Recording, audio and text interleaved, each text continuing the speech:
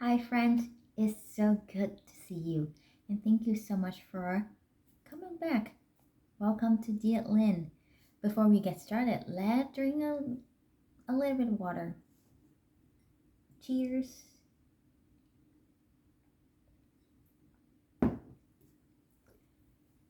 So, before we get started, I would love to check in with you. How are you feeling today? How are you feeling really today?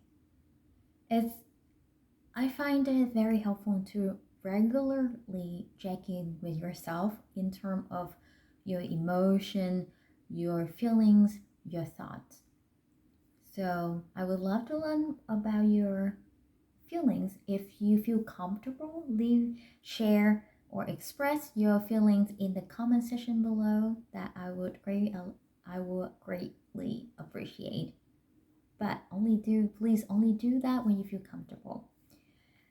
So this, I would say it just for this week, I really want to touch base with you on um, some conversation that happened in this week. So yesterday, my colleague and we have a conversation over the topic of imposter syndrome.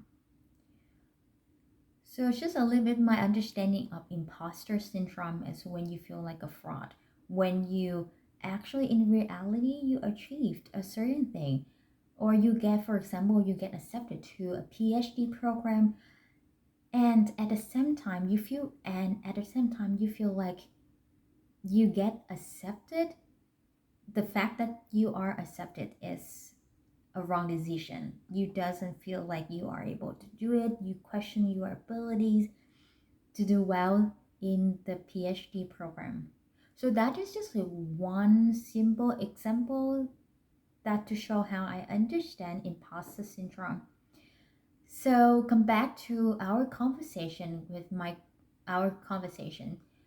She mentioned that there are a lot of the students in her cohort and even other PhD students around her. She see that a lot of the time those students feel like they are the PhD program is not for them, feeling like um, they are a failure, they cannot do well, they do not believe in themselves as much, and sometimes they feel like a fraud to get accepted in a big program, for example. And including her, surprisingly, it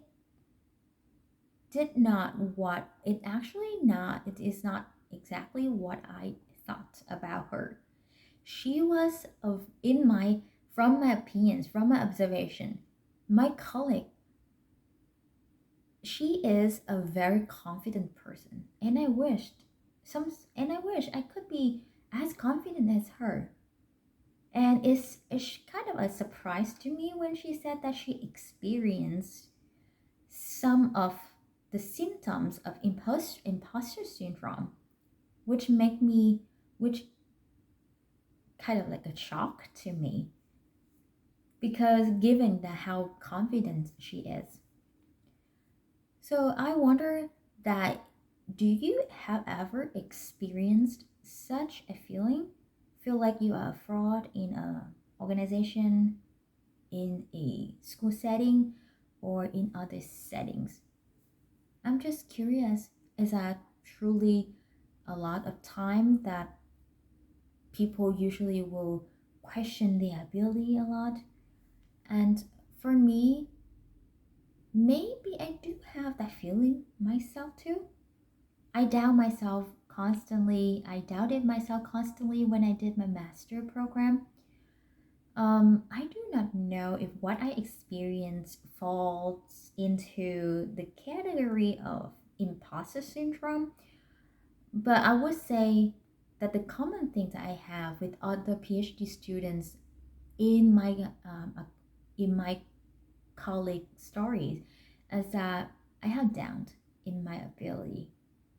I do a lot of I during the past 2 years I did a lot of self I had a lot of self doubt.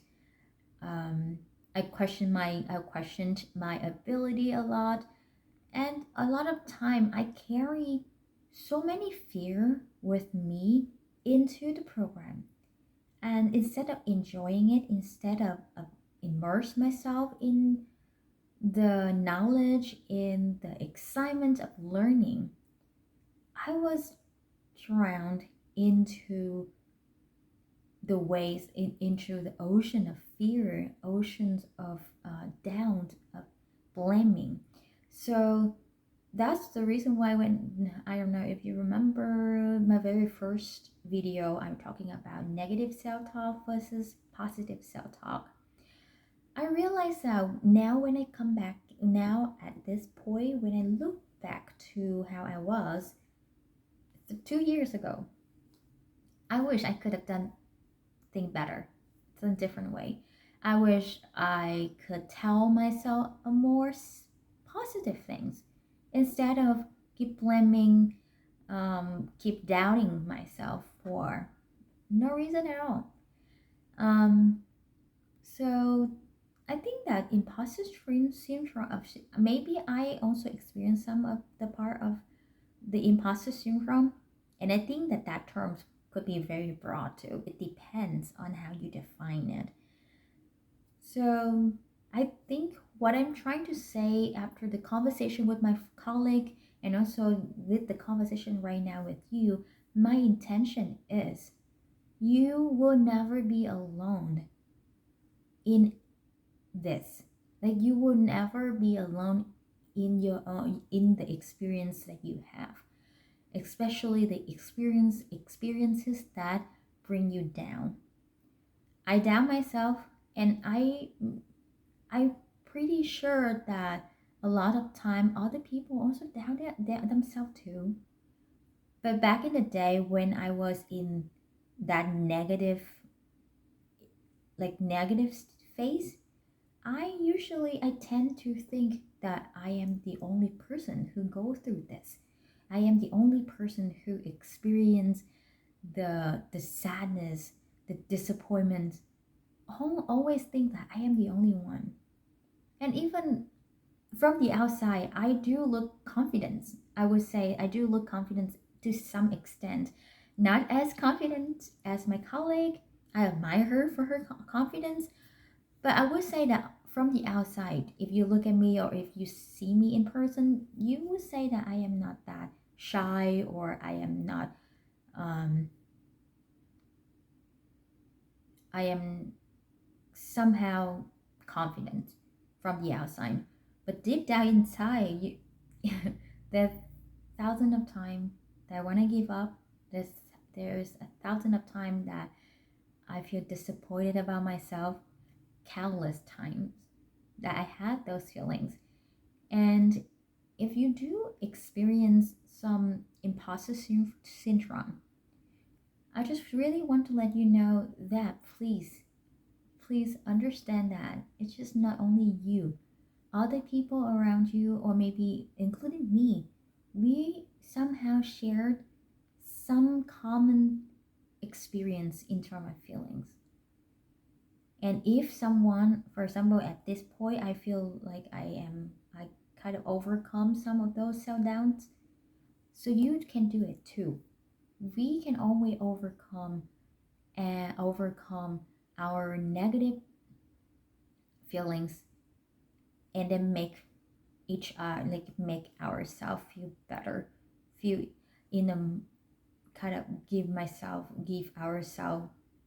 take ourselves to a different directions, a more positive direction. So yeah, I might not be able to speak a lot on the imposter syndrome because I don't want to mislead everyone. So I just don't want to give the wrong information on that. I cannot truly feel or understand your feeling 100%, even though I might have shared some of the similar experience or feelings as yours. My only intention is just make sure that you understand that you are not alone, and other people around you might experience the same thing. It's just from the outside, they choose different way to present themselves to cover to cover the parts that they are not ready to reveal with others. Um, so yeah, before we move on, I just want to go back to this positive self talk, and before we end, we wrap this up. If you do have a positive, like you write down some positive statements to talk to yourself, feel free to practice with me. And for now, I'm gonna use mine. And I don't know if you remember this notebook.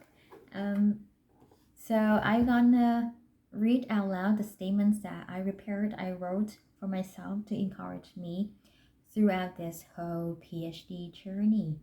And these are the statements I feel like it's a perfect time to go back and read it out loud one more time. So, dear Lynn, you are solid. You are complete. You are good enough. You are capable.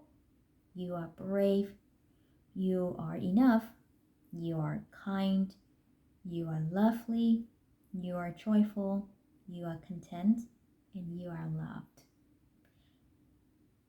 So feel free.